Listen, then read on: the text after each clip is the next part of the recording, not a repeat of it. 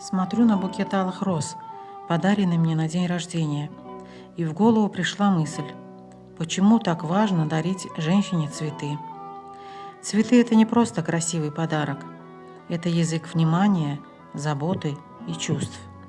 Иногда трудно сказать слова любви, но букет говорит сам: «Я думаю о тебе, ты для меня важна, я хочу сделать тебя счастливой». Небольшой букет может тихо рассказать о чувствах, о нежности, благодарности и любви. Когда женщина получает цветы, в ее глазах появляется особенный свет. Дом становится теплее, а день ярче. Цветы напоминают о красоте мира и о том, что рядом есть человек, который думает о тебе. У цветов есть удивительная сила.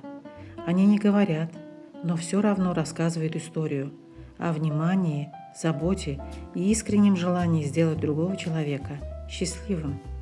Иногда один простой букет может подарить больше радости, чем дорогие подарки, потому что главное в нем не цена, а чувство, с которым он подарен. Поэтому дарить женщине цветы значит дарить ей немного красоты, тепла и вдохновения.